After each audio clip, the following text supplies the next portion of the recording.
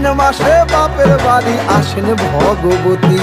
আশ্বিন মাসে বাপের বাড়ি আসেন ভগবতী। বলো গৌরী এলো দেখে জানো, গৌরী এলো দেখে জানো, গৌরী এলো দেখে জানো, গৌরী এলো দেখে জানো। ভবের ভবানী আমার ভবন করিল আলো। গৌরী এলো দেখে জানো, গৌরী এলো দেখে জানো।